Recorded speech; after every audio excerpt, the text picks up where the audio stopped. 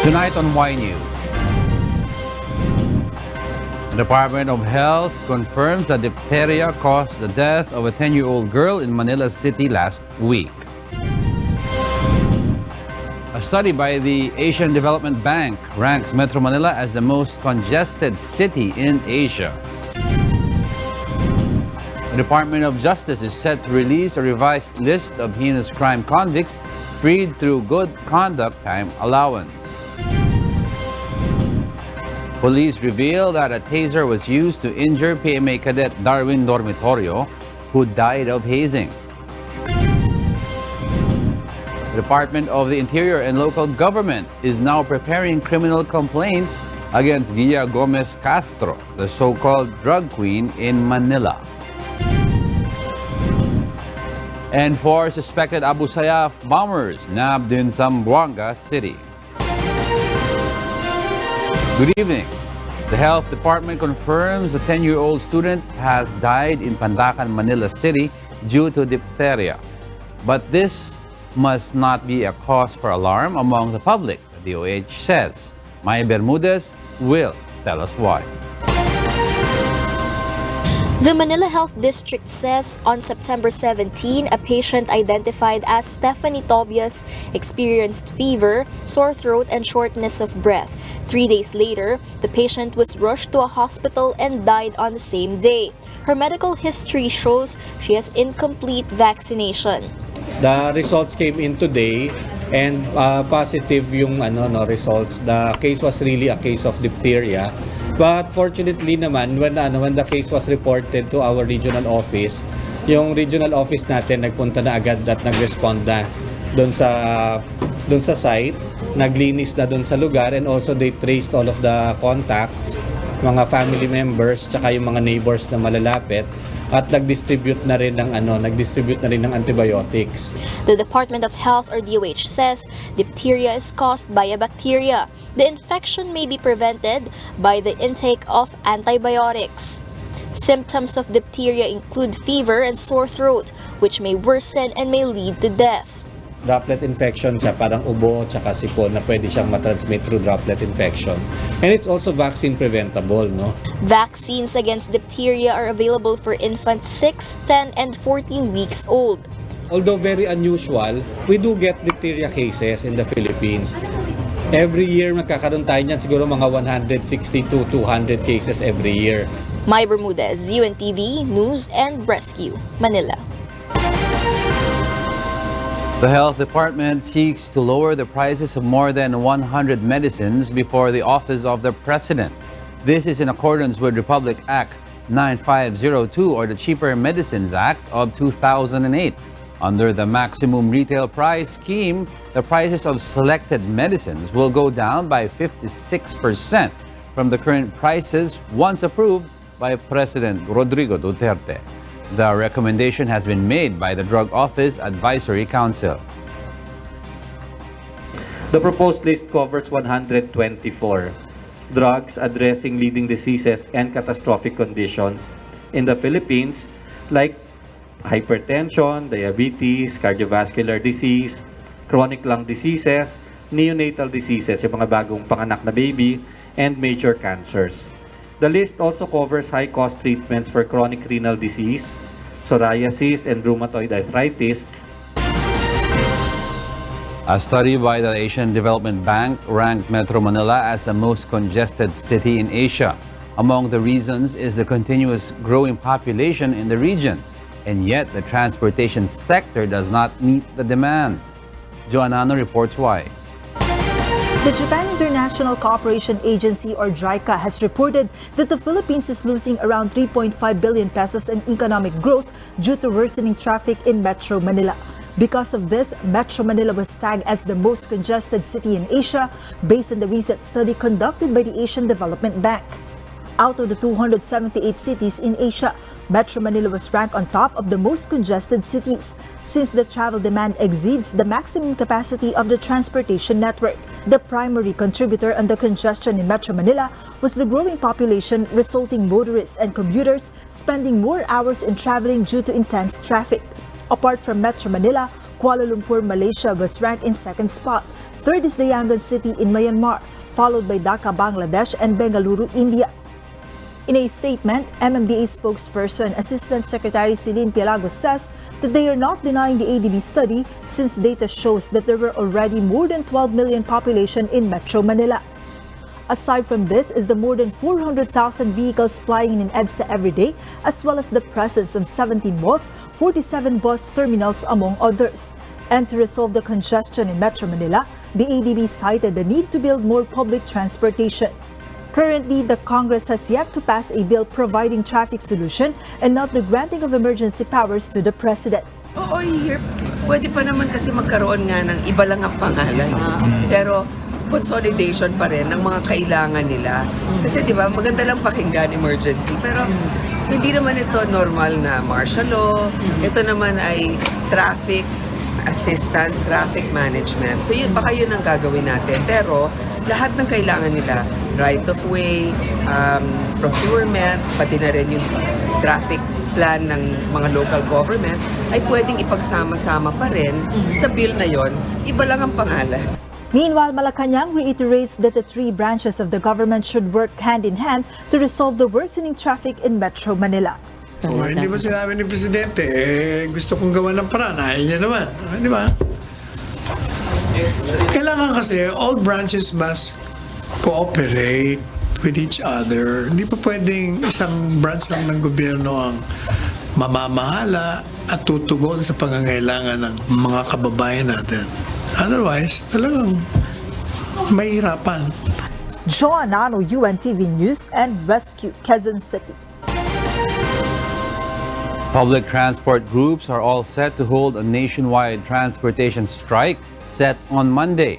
This is to call on the enactment of a bill that will offer a way of implementing the PUV modernization program without adversely affecting the finances of the poor jeepney and bus drivers in the country. Vincent Arboleda will tell us why. Forming a cooperative to avail of modernized jeepneys with no assurance if they could be qualified by the requirements set by the bank, voluntary surrender of their franchise, and availing the more than 2 million pesos worth of modernized jeepney. These are some of the concerns of transport groups on the existing Public Utility Vehicle or PUV modernization program of the Department of Transportation. The group claims that the program is not fair nor humane, as the LTFRB will immediately seize their franchise on July 2020. Though they say they are not against the government's modernization efforts, they said their small purse could not afford them of the extreme prices of modernized jeepneys, which, according to them, costs from 2.6 to 2.9 million pesos. Paano po babayaran to ng mga pangkaraniwang operator?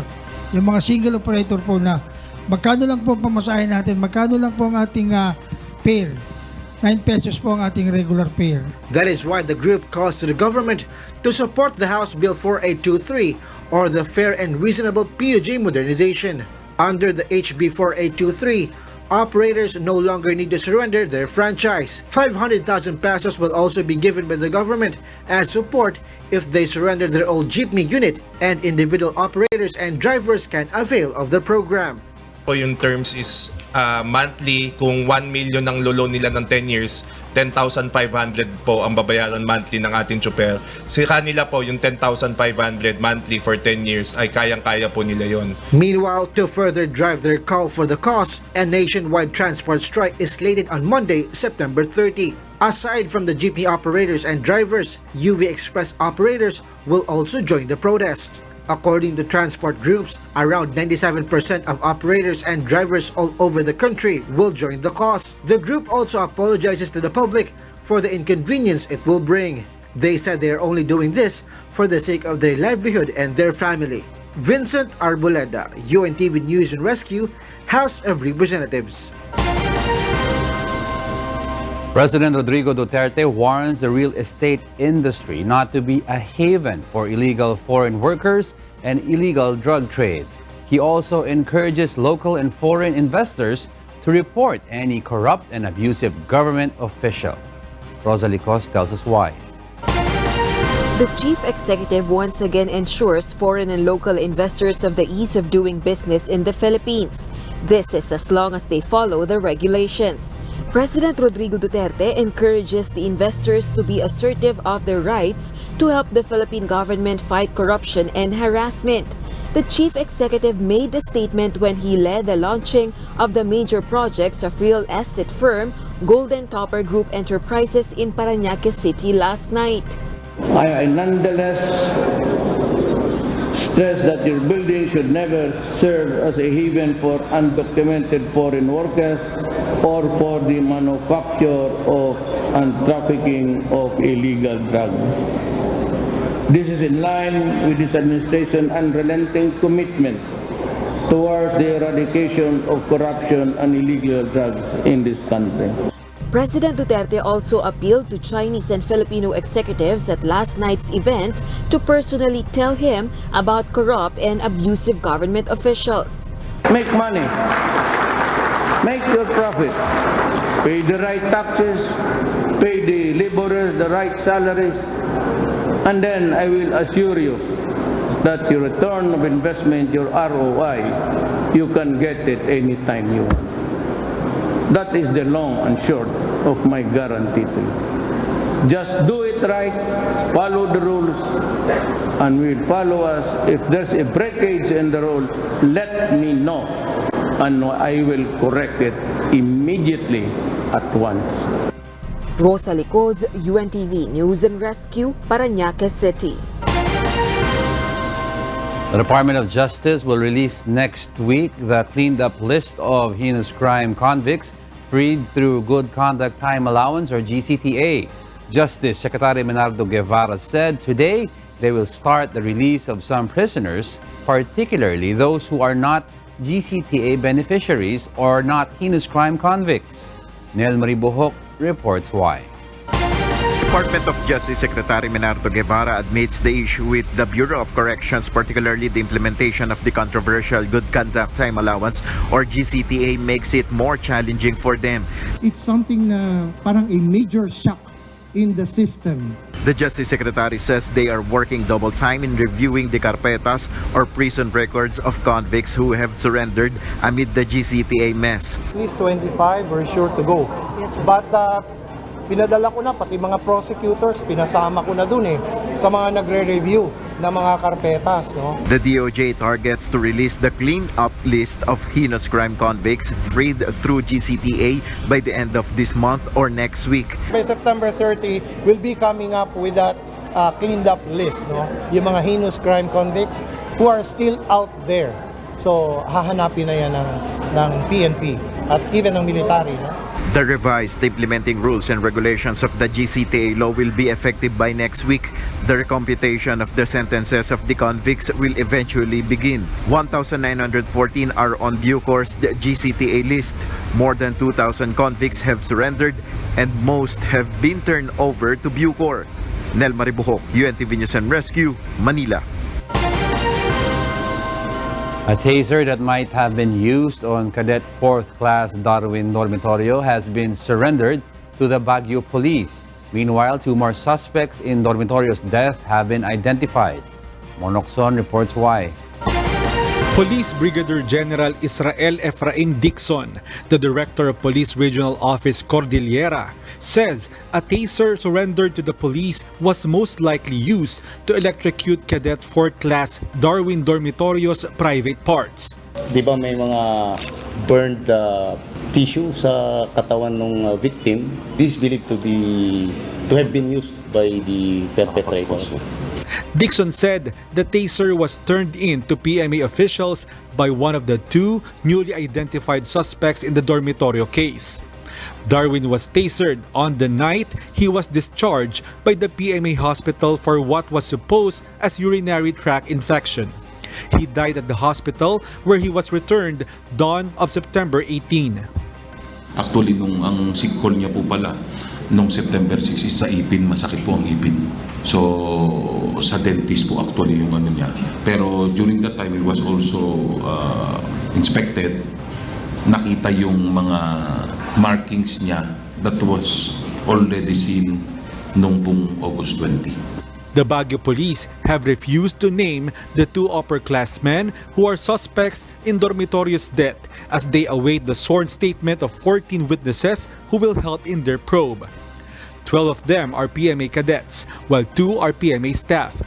The police said they will file criminal charges against the suspects for their direct participation in Dormitorio's hazing.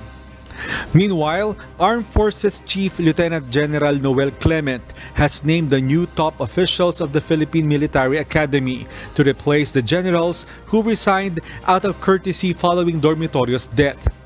Navy Vice Commander Rear Admiral Alan Ferdinand Cusi will be the PMA Superintendent Officer in charge, and Army 103rd Brigade Brigadier General Romeo Browner Jr. will be the acting Commandant of Cadet Corps.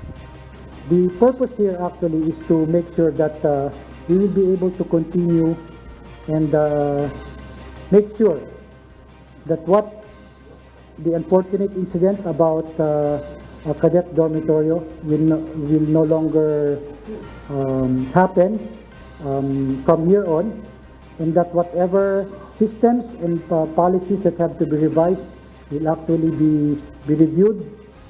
Mon Hocson, UNTV News and Rescue. A military cadet in Camarines Sur died during his training. The armed forces clarified that hazing is not the cause of the cadet's demise. Alan Manansala has the story.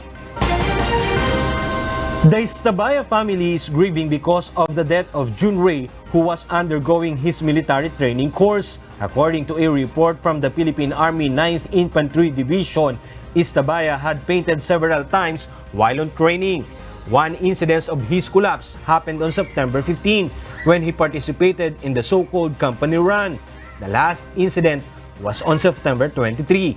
The next day, he passed away. According to the military, hazing is not the cause of Jun's demise but his kidney disease. Jun Ray's relatives also believe they did not lose him to hazing. Jun Ray would have completed his military training under the 9th Infantry Division based in Camarines Sur by next month had the incident not happened. Istabaya's remains have been transferred to their residence in Sorsogon. Alan Manansala, UNTV News and Rescue, Camarines Sur. Welcome back to iNews. We pick up to where Angelo Castro III left off. I am William Theo, and here are the headlines. The Department of the Interior and Local Government prepares criminal complaints against Gia Gomez Castro and the so-called drug queen in Manila. President Rodrigo Duterte says he still trusts PNP Chief Oscar Albayalde despite accusations of drug involvement.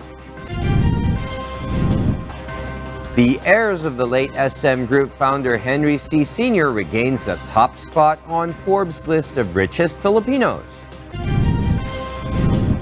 Find out if you are falling prey to bank fraud through the internet and ways to avoid it.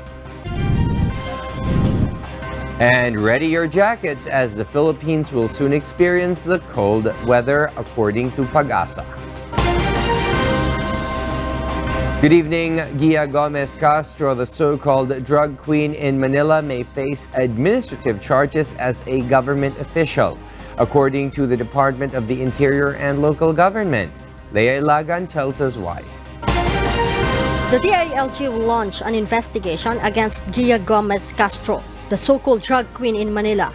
DILG Secretary Eduardo Año says she is still a local government official because she won as a barangay chairwoman in May 2018 barangay and SK elections. I-invite namin siya for the investigation and we will file appropriate administrative charges sa kanya bilang isang government official. Año calls on Gomez Castro to return to the Philippines to face all the allegations against her. Sagutin niya to. Sagutin niya to mga paratang sa kanya. At kami rin, magkakandak din kami ng investigation, even discreetly, to know kung totoo ito at kung sino mga contacts niya. Alam mo naman, basta drugs, kailangan tapusin natin yan, basta drugs. Meanwhile, National Capital Region Police Office Director, Police Major General Guillermo Eleazar says they are monitoring the so-called Bureau or Drug Safe House in Sampaloc, Manila. Eleazar admits no case has been filed against Gomez Castro. That's why they are pursuing a case build-up. Ngayon, kasi possibly, there are other units na earlier nag-conduct na operation na parang na-implicate siya. And kung maganda yun ang maging base natin para kung magkaroon tayo ng warrant eventually, mabuhin natin yan. Leia Ilagan, UNTV, News and Rescue, Camp Crame. The name Gia Gomez Castro has been the talk of the town after the Philippine National Police revealed she is the drug queen of Manila. Who is Gia Gomez Castro? How is she connected to the illegal drugs trade in the country? Exclusive, Leia Ilagan reports the details.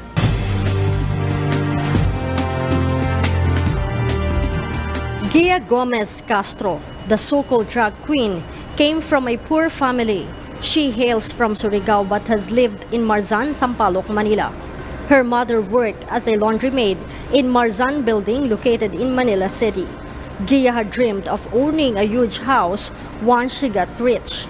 According to a source of UNTV News, Gomez Castro was on the radar of then Anti-Illegal Drugs Special Operations Task Force in 2006 for selling ecstasy and shabu. The aide sought then launch an operations against Gomez Castro, but only her driver runner Dennis Luna was arrested. In 2007 or 2008, Ninja Cops arrested Gia, but she allegedly paid for her release.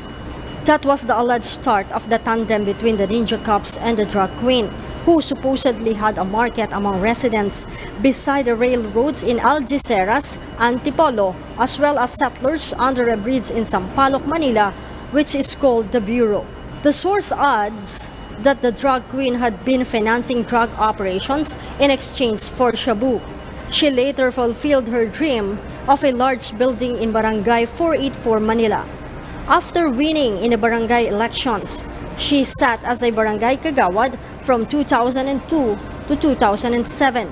She got the position for a chairwoman in 2007 to 2013. Afterwards, her husband held the barangay chairman post from 2013 to 2018.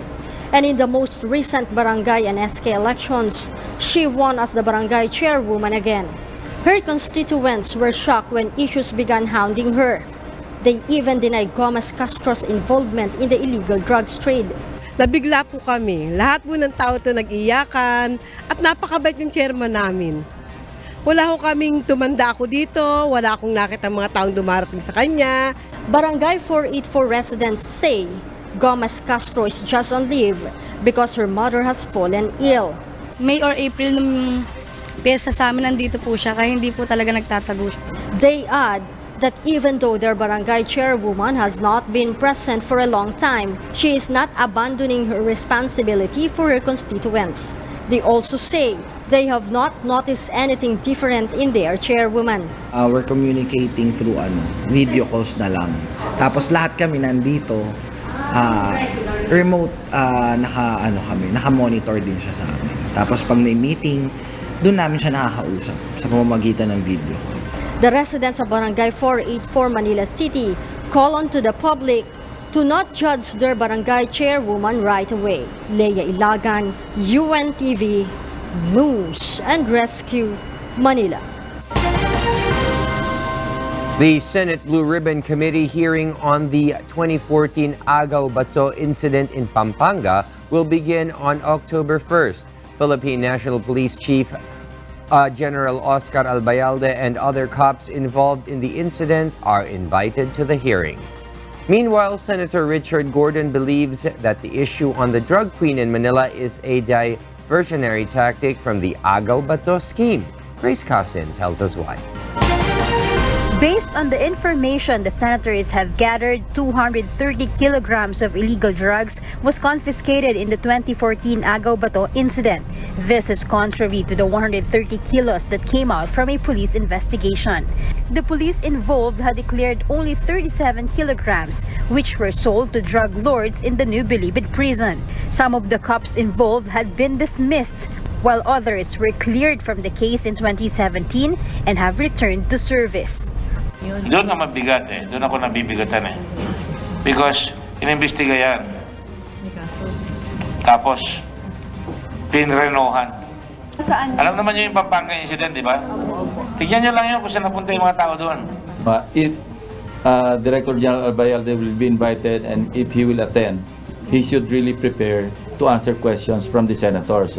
According to Senator Panfilo Lacson, the investigation on the incident should continue and charges must be filed against the persons involved. Even if this was dismissed at the level of the Secretary of Justice at the time, pwede pa rin itong i-review ni Secretary Guevara, preliminary investigate niya uli or re-investigate para malaman kung sino yung mga dapat file ng kaso. The senators leave the decision to PNP Chief Director General Oscar Albayalde on the issue if whether he needs to take a leave of absence or not. Names of 14 police officers are on the list Senator Gordon and President Rodrigo Duterte have. Senator Gordon believes, meanwhile, it is a failure on the PNP's part that the so-called drug queen was able to exit the country. The senators question why it has taken time for the police to file a case against Gia Gomez Castro.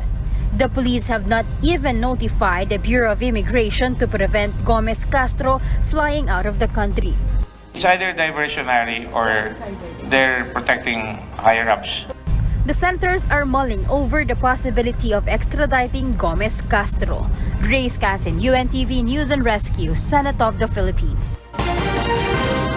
PNP Chief Police General Oscar Albayalde admits the morale of policemen is affected by the issue of alleged drug recycling. April Senedosa tells us why. Kahit papano, the PNP here is affected dahil alam naman natin na majority of us are really working hard, ito siguro baka mga wala mang 1 or 2% sa aming hanay itong mga tao na to na dinudungisan ng aming organisasyon. This is the reaction of Police General Oscar Albayalde on the issue of drug recycling that has recently been revealed by a former COP official, Manila City Mayor Benjamin Magalong.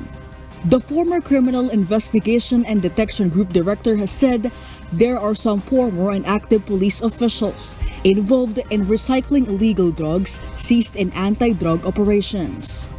As PNP Chief, Albayalde says he understands the situation and it is part of their job. The country's top cop advises policemen to continue their duty in the fight against illegal drugs. April Senedosa, UNTV News and Rescue, Camp Crame. President Rodrigo Duterte's confidence in PNP Chief General Oscar Albayalde remains despite allegations of involvement in illegal drugs. Malacanang also reveals that the Ninja Cop syndicate no longer exists, but police scalawags on the police force still do. Rosalie Cos has the details. As long as he remains in his post, President Rodrigo Duterte still trusts PNP Chief Police General Oscar Albayalde. This is the statement of the palace after the chief executive met with the PNP chief and Philippine Drug Enforcement Agency Director General Aaron Aquino in Malacanang yesterday. Albayalde's name was dragged into the issue on ninja cops or policemen allegedly involved in recycling illegal drugs seized in police anti-illegal drugs operation. Until such time as the president says otherwise, he remains in full trust and confidence of the commander-in-chief. The palace says Albayalde has reported to the president the Ninja Cop syndicate had already been destroyed during the term of then PNP chief and now Senator Ronald Bato de la Rosa. General Albayalde admits, however, there are still police scalawags involved in corrupt activities and illegal drug operations. Ang difference daw is yung Ninja Cop it was a syndicate, sindikato. Kung baga talagang may conspiracy, may mga link ang bawat isa. Pero itong mga police scalawags, kanya-kanyang kita. Malacanang maintains the PNP's internal cleansing and the Duterte administration's anti-drug war remains effective. proof, Secretary Panelo says, is the neutralization of 124 police calawags during entrapment operations. As for making the names of policemen involved in illegal drugs public, it is up to the chief executive, the presidential spokesperson says. But President Duterte has already issued a stern warning. But there are some people, like policemen, you have to beg when they are at it again and sell drugs and they go scot-free and they think that they are the lords of this country. Well, I'm sorry to tell you, everybody dies in this world, but you will go ahead first. Remember that. Rosa Licoz, UNTV News and Rescue, Malacanang. Meanwhile, an old rusty waiting shed in Barangay Sacred Heart and the Arc of Barangay Valencia in Quezon City were the focus of the Department of Public Order and Safety's clearing operations today. Aiko Miguel tells us why. Using sledgehammers and other equipment, this idle waiting shed on a sidewalk in Ibardaloza Street, Sacred Heart, Quezon City, was dismantled in a clearing operation today. It is worn out, rusty, and a haven for trash. Sira-sira na yung bubong, kinakalawang na, at ang sabi nga ng ating sumasakop na kapitana dito, nagiging obstruction na ito sa sidewalk. Ang nangyayari po kasi dito, pag every Sunday may mga nagbebenta dito ng mga sampagita, tapos hindi po maiwasan na yun nga po nagiging, since hindi nga po na-maintain, nagagamit ng maayos, nagiging basurahan po nila. Depots also trimmed plants that had been covering posts of street names. Staircases of eateries that sit on a sidewalk were also dismantled. Even the arch of Barangay Valencia was not spared, as it also stands in pedestrians' way. Magiging lesson na ito kapag ito ay nirehabilitate, siguradong bibigyan ng aging o ng way yung mga sidewalk natin. Aiko Miguel, UNTV News and Rescue, Quezon City. Displaced vendors strive to earn from alternative livelihood amid the strict implementation of cleaning operations. Mirasol Abogadil explains why. For 14 years, Grace Fernandez had been a vendor in Divisoria, but her stall has been removed by Manila City authorities. She is one of the hundreds of vendors in Recto Avenue displaced as Mayor Isko Moreno strictly implements a series of clearing operations in Manila. She has been striving to make a living as her earnings have gone down and her monthly stall rent has gone up from 4,500 to 25,000 pesos. Para survive ka araw-araw, sinubukan namin pumasok sa tutuban. Sa gitna, ang mahal ng bayad. Sa loob ng mall yun. Pero pagdating ng night market, ganun din, mahal din yung bayad. Halos ang kinikita namin, nauubos lang sa pambayad. Feli, on the other hand, prefers to rent a legitimate stall, though she must pay much more. She has been a vendor for more than 2 decades, but seems satisfied with doing business inside the mall premises. Mas safety ka kasi dito, sir, kasi merong kaming mga gwardiya rito. Talagang ipaglalaban ka ng mga guard, gano'n. Safety mga paninda namin, safety kami, gano'n. Then dito ko naman din naipundar lahat ang mga, nakabili ako ng mga bahay, lupa. Other vendors turn to work as employees. Many displaced vendors are not residents of Manila City, so they have decided to just return to their provinces. Despite difficulties, Manileños seem to adopt to the changes for the benefit of many. Mirasol Abogadil, UNTV News and Rescue. In other news, more and more victims of bank fraud surface on social media. They are out to share their experiences to prevent others from getting victimized by such acts that only takes a few seconds to lose hard-earned money from one's bank account. How can we avoid falling prey? Mon Hokson has the details. With just a click of a finger on her mobile phone, Violet Barros lost more than 130,000 pesos in her bank account after opening an email allegedly sent to her by her bank. The email said she needed to update her bank information immediately to prevent her account from getting deactivated. Violet followed the instructions in the email because she got worried. Pagka-click ko sa kanya, may lumabas na, mag-sign ka dito. Video din. As in, video din yung nakalagay na magsa-sign ka. Ilagay mo yung name mo, lagay mo yung phone number mo, lagay mo lahat yung mga Violet immediately went to her bank to file a complaint. The bank told her to wait for 20 days and they would return her the money.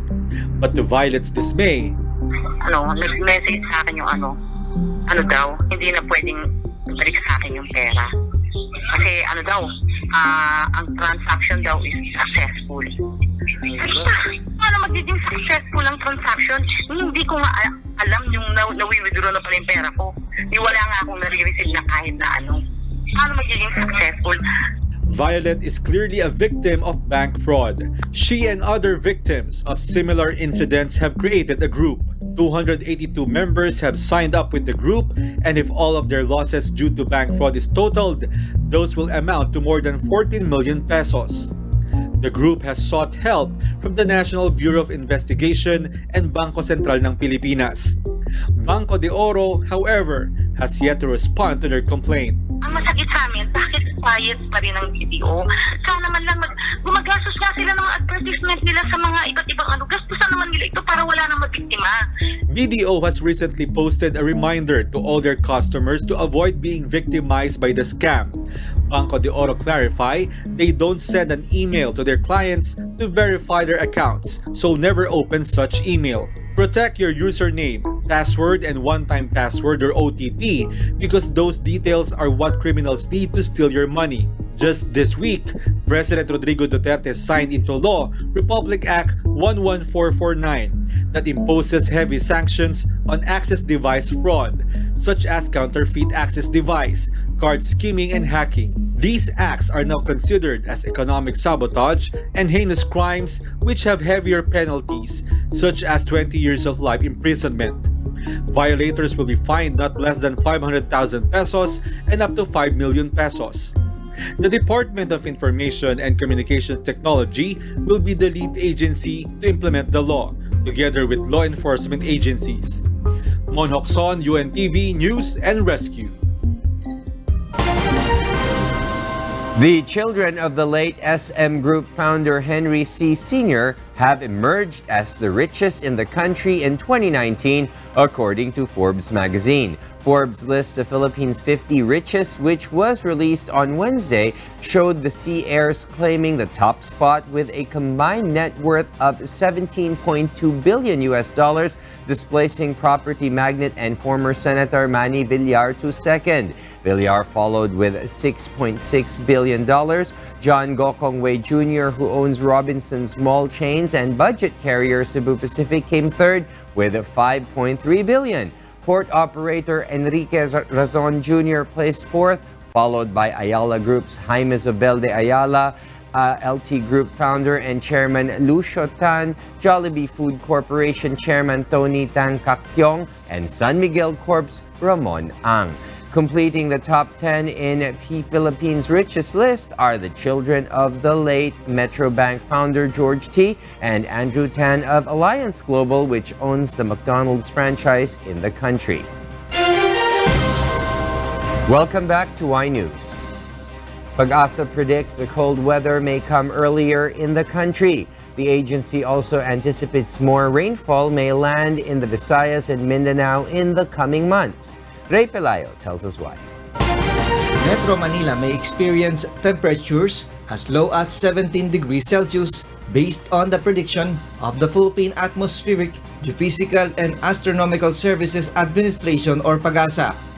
The agency says this temperature may be experienced from December until March next year. The northeast monsoon brings wind coming from Siberia, which is experiencing snow.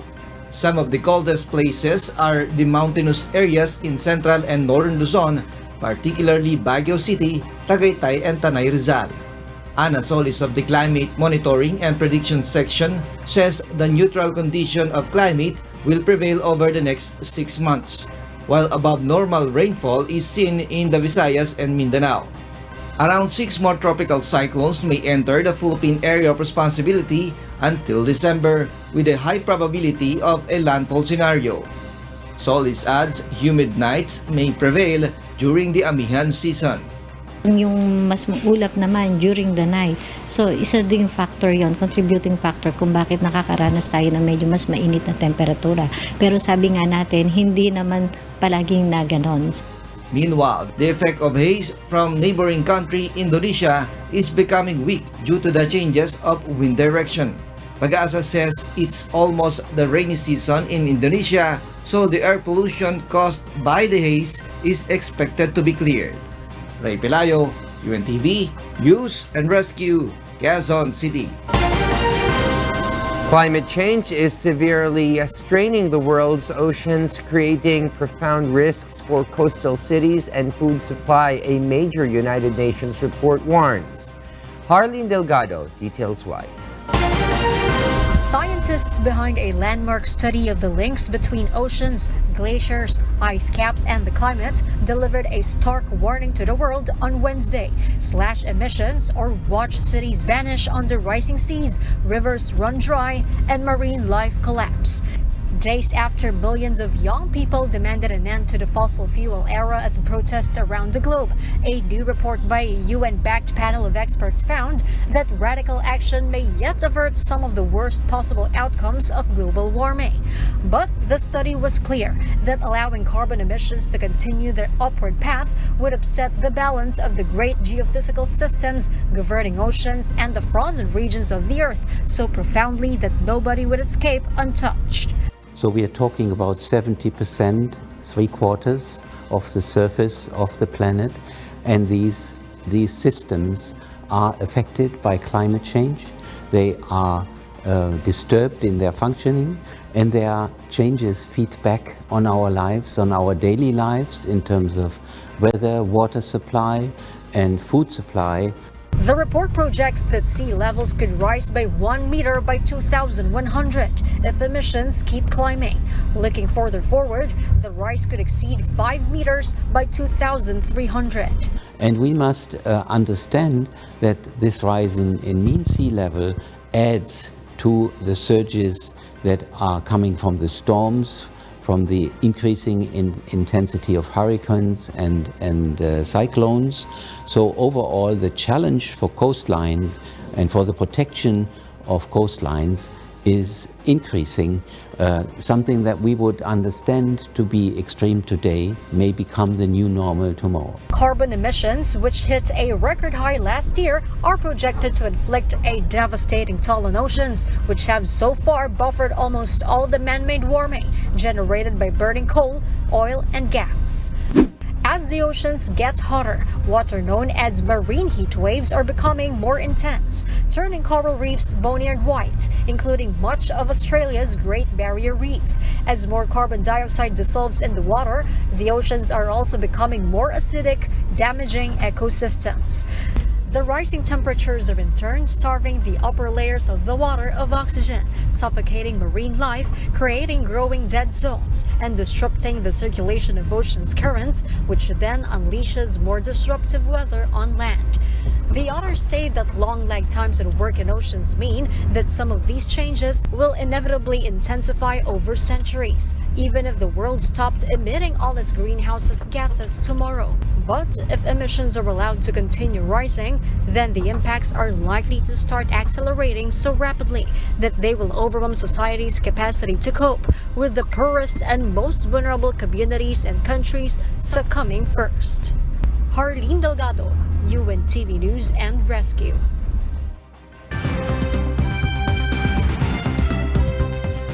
And for the news abroad, here's Kath Dumaraos reporting live from Bangkok, Thailand. Kath, good evening.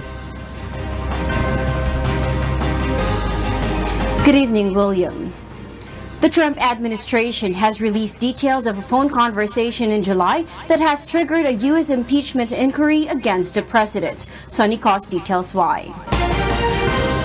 The White House on Wednesday released transcript of a phone conversation between the President of the United States and his Ukrainian counterpart a document that shows that Donald Trump urged Kiev to look into former U.S. Vice President Joe Biden's alleged interference on a probe of his son's business dealings in Ukraine. A whistleblower complaint alleging that Trump made inappropriate comments on the July 25 call to Ukrainian President Volodymyr Zelensky led the Speaker of the Democratic-controlled U.S. House of Representatives, Nancy Pelosi, to announce Tuesday that lawmakers will begin impeachment proceedings against the president.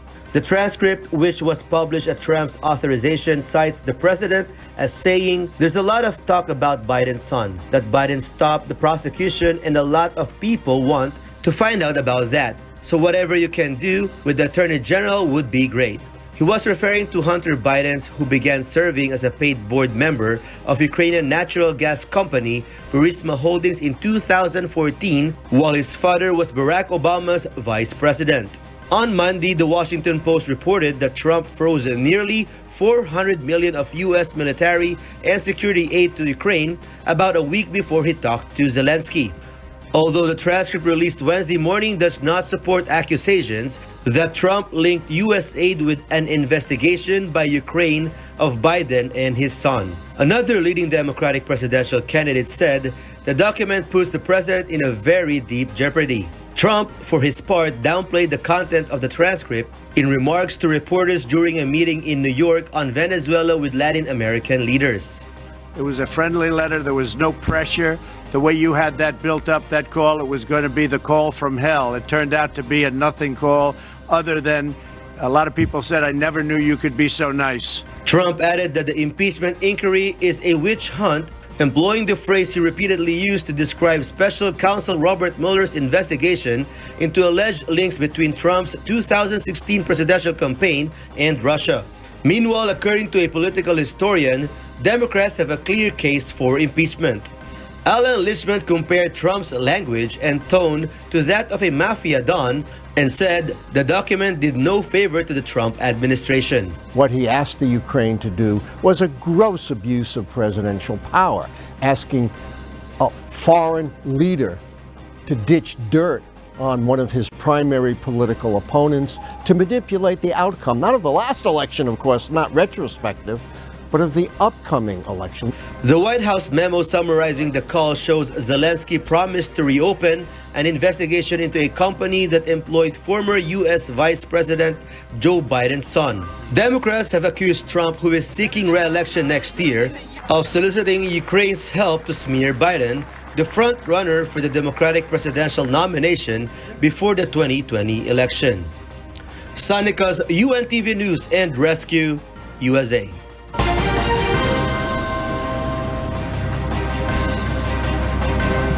Prime Minister Benjamin Netanyahu was nominated to try to form Israel's next government, but Mr. Netanyahu will still face a stiff challenge. Jovic Bermas will tell us why. Israeli President Reuven Rivlin tasked on Wednesday incumbent Prime Minister Benjamin Netanyahu with forming the country's 36th government following the deadlocked September 17 election that yielded inconclusive results.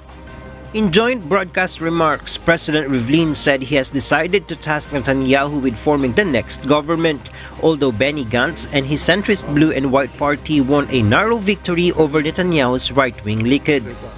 Rivlin said his decision followed a 2-day-long official consultations process, during which 55 lawmakers said they supported Netanyahu as the next prime minister and agreed to join a governing coalition under his leadership.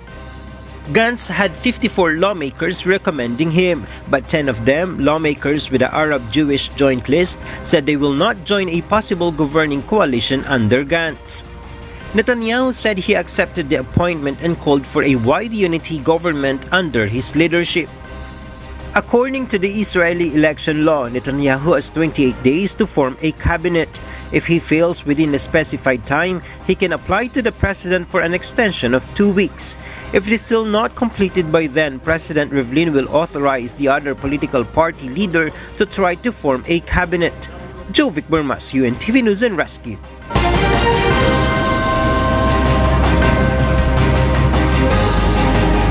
Iranian President Hassan Rouhani warned world leaders that the Gulf region is on the edge of collapse as a single blunder can fuel a big fire.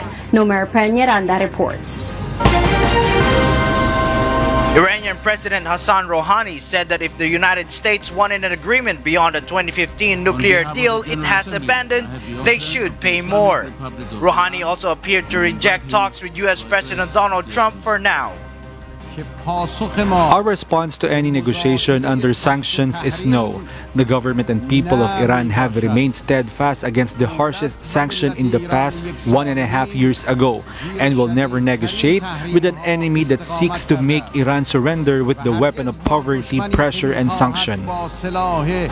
The U.S.-Iranian confrontation has ratcheted up since last year, when Trump withdrew from the Iran's 2015 nuclear deal with major power and reimposed sanctions that have crippled its economy.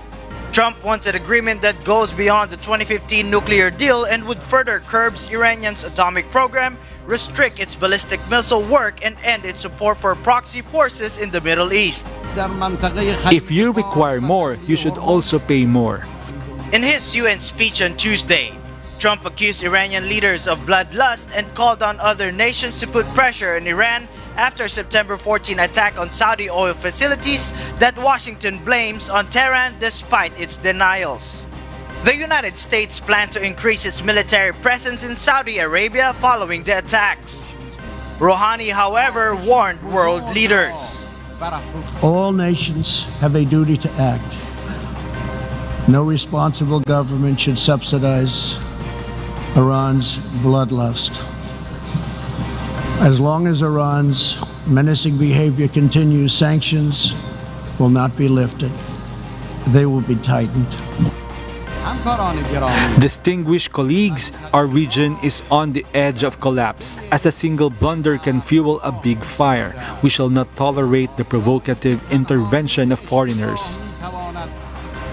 Nomer Peñaranda, UNTV News and Rescue, USA.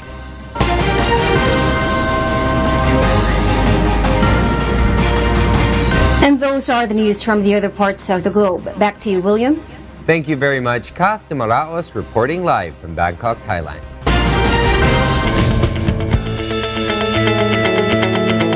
Carol Fenner and her daughter Luna arrived on Wednesday in Russia, where Luna is expected to undergo several surgeries to improve the condition of her facial skin. Kath de Maraos has this story.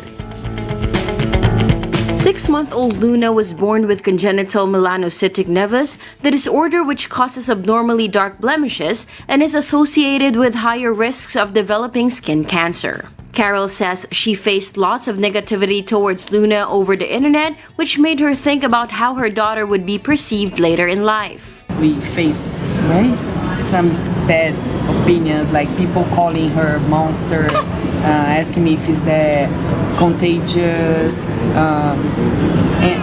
Anyways, like I started to imagine her at the school with the kids. Carol Fenner, together with her husband, took their daughter to several medical experts in the U.S., but the treatment course Carol was proposed would take several years and cost around $400,000. Carol told Reuters TV on Wednesday. After the story of Luna Fenner gained media attention, Carol was contacted by the Russian doctor living in Krasnodar region, Pavel Popov, who specializes in skin disorders. Popov told Fenner that his methods would require less time and be more gentle towards sensitive babies' facial skin. After some thinking, Carol Fenner decided to take this unusual step and fly thousands of kilometers to give her daughter better chances to improve her condition. Luna is expected to undergo 6 to 8 surgeries, each costing around $25,000. The full course of treatment would take up to 18 months, Carol was told by the Russian doctors. The doctor didn't see her personally yet, but he said he thinks 6 to 8 sessions. But we're not sure. It's gonna depend on the recover, her skin. We're just gonna know like the exactly number of the procedures after the first one. Several months ago, Carol and her husband started a fundraising campaign to cover their medical expenses. So far, they have managed to gather around $40,000. Luna Fenner will meet Popov for her first examination on October 1st. Kat Dumaraos, UNTV News and Rescue. After months of online and on-ground auditions, the weekly finals of Wishcovery Originals will begin on Sunday, September 29. Watch every episode on Wish 1075's YouTube channel until a grand champion is hailed. More details from Mirasol Abogadil.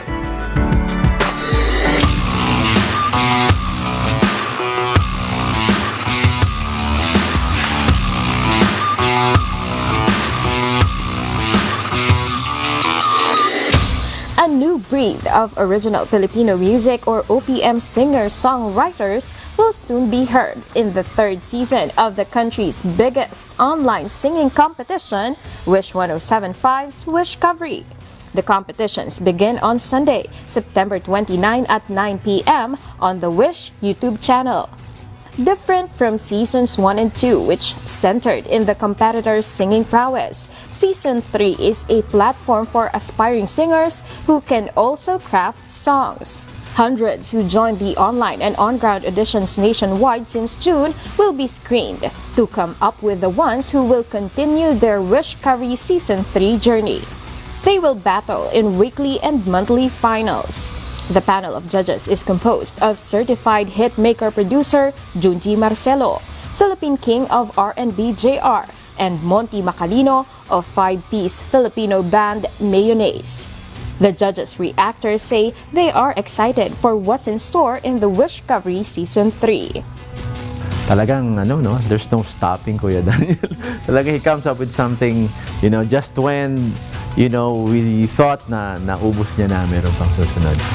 And now for season 3, mas lalo akong naging happy kasi mas align na talaga sa passion ko as as an indie label owner. Magandang bagay ito talaga for the entertainment industry, for the music industry. Nung nalaman ko yung project, sabi ko, na-flatter ako. Parang nisip ko, wala na ba kayong ibang makuha?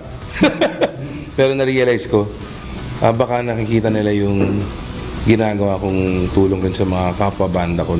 I appreciate this project to be given to me. They also revealed what they will look for to come up with a winner, as well as their advice to the contenders. Personality talaga. Kasi dun talagang lalabas yung artistry nila sa personality. Sa akin, sa experience ko lang na nakikita ko sa mga magagaling na artist, very humble sila, very accommodating, hindi yung mayabang, yung ganito. At nakikita din sa artistry nila. They just should enjoy the moment. Kasi makasama ka man o hindi, to be able to write songs and to be able to perform them, biyaya ng Diyos yan eh. So, alam mo yun, talento, go out and do your best. Humility is key. Maraming matututunan ng isang singer-songwriter kung marunong makinig sa mga napapansin at napupuna. The Wishcovery Season 3 Grand Champion will win a 1 million peso cash prize, 1 million pesos worth of contract, a brand new car, and a new house and lot. Mirasol Abogadil, UNTV, News and Rescue. And those are the reasons behind the news this September 26, 2019. On behalf of Angelo Castro III, I am William Theo, and before we close, we will recap with the day's significant sound bites. Because we need to know, we will always ask why. Good evening. The results came in today and positive yung results. The case was really a case of diphtheria. Hindi ba sinabi ni Presidente, gusto kong gawa ng paraan, ayaw niya naman. Di ba may mga burned tissue sa katawan ng victim? This believed to have been used by the perpetrators. Sagutin niyo itong mga paratang sa kanya at kami rin, magkakontak din kami ng investigation, even discreetly, to know kung totoo ito at kung sino mga contacts niya. Kahit papano, the PNP here is affected dahil alam naman natin na majority of us are really working hard. Until such time as the President says otherwise, he remains in full trust and confidence of the Commander-in-Chief.